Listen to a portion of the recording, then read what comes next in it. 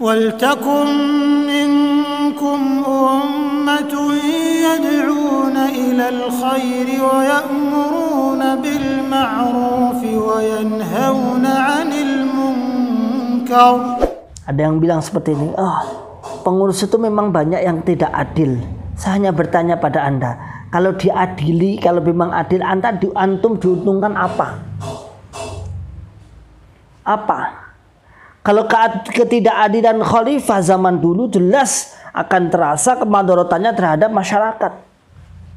Kalau pengurus tidak adil, antum itu dipengaruhi apanya? Dirugikan apa? Pekerjaan sama kerja sendiri. Nggak adil dari apa?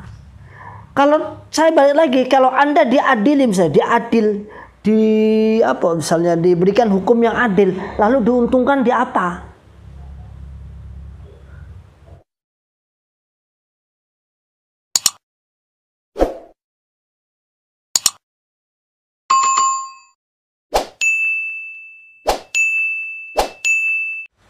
Bismillahirrahmanirrahim. Assalamualaikum warahmatullahi wabarakatuh. Alhamdulillah rabbil alamin. Alhamdulillah wa kafa wa sallallahu wa sallama ala rasulillahil mustafa. Asyhadu an la ilaha illallah wahdahu la syarikalah wa asyhadu anna Muhammadan abduhu wa rasuluhu sallallahu alaihi wasallam wa ala alihi wa ashabihi wa man tabi'ahum bi ihsanin ila yaumiddin, amma ba'd. Ma'asyiral muslimin hafizakumullahu taala. Alhamdulillah rabbil alamin. Di kesempatan pagi hari ini kita masih diberikan kenikmatan sehat wal afiat, aman fi amanillah wa fi barakatillah, tetapi dalam rangka ya'muruna bil ma'ruf wa yanhauna 'anil munkar wa ulaika humul muflihun.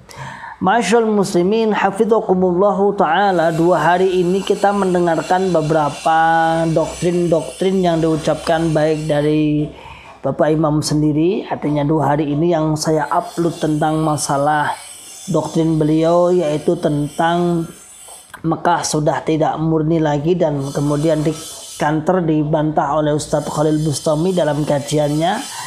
Bagaimana tentang keadaan Mekah, bagaimana memahami sabda-sabda Nabi tentang kekhususan Mekah Madinah. Dan sebelumnya juga ada doktrin tentang luar biasa memantapkan jamaah agar wajib dalam jamaah dan akan dimasukkan dalam surga, diwajibkan masuk dalam surga. Ma'asyiral muslimin hafizakumullahu ta'ala, setiap hari, setiap saat yang kita dengar dalam sebuah kajian hanyalah itu-itu saja. Mulai dari kita cabai rawit sampai besar, sampai manula yang kita perdengarkan hanya itu-itu saja. Tahiran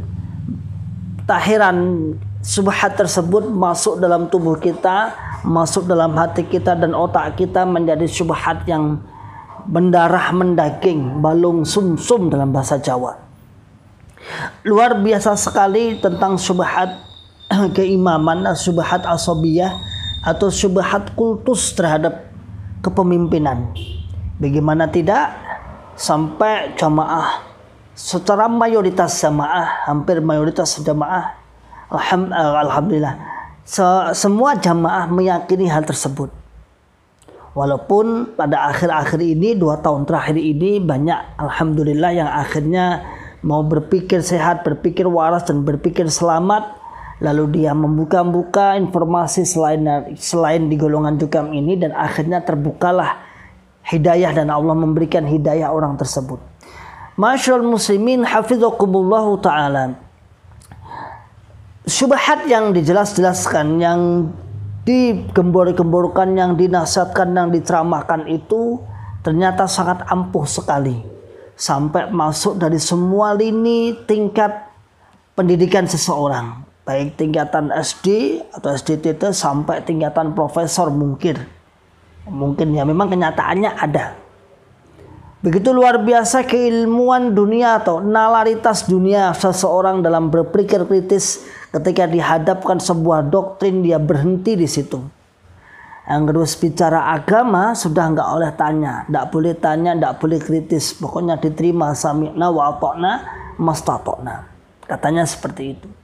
Sampai-sampai dalam situasi yang seperti ini begitu luar biasanya, banyak gelombang hijrah. Di mana-mana banyak gelombang hijrah, alhamdulillah, di berbagai daerah, di Solo Raya, di Jawa Timur, di Jawa Barat, di Jakarta, di Lampung, di Kalimantan, Samarinda, Balikpapan, dan sebagainya, banyak gelombang-gelombang hijrah dalam golongan ini. Maka nalaritas orang tersebut juga belum terpancing, belum terbuka.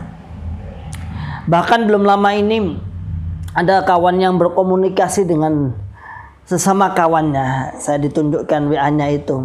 Jadi sampai begitu kuat balung sumsumnya, begitu kuat doktrin syubhatnya itu, ya seperti yang kita alami dulu, bahwa menganggap semua dalil-dalil tentang masalah keimaman lah, tentang masalah khilafah, tentang masalah bagaimana menghadapi situasi zaman fitnah, itu semua diterapkan kepada golongan ini, jukam ini.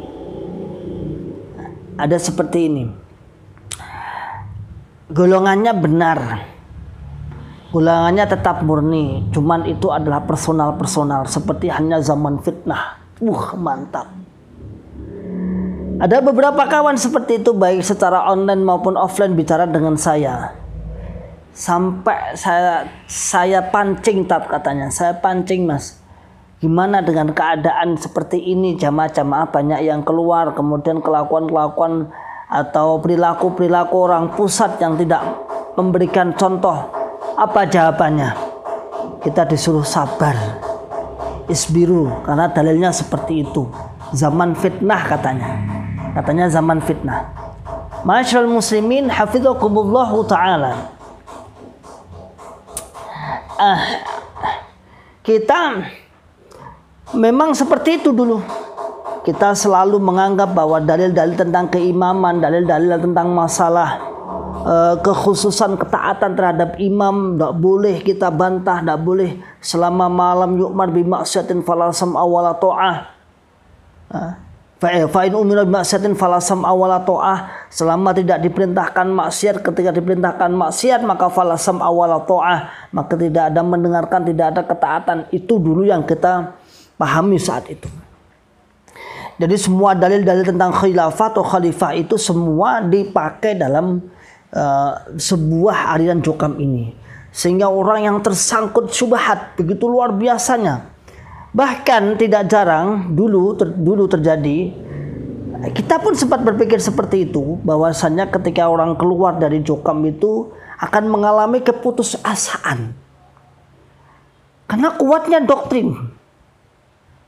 Mungkin di daerah antum juga ada itu, insya Allah. Jadi sampai keluar dari jukam itu sendiri, dia belum bisa melepaskan syubhatnya. Apa katanya? Ya, kita itu keluar dari jukam itu, ibadah itu rugi. Mendingan gak usah ibadah lagi.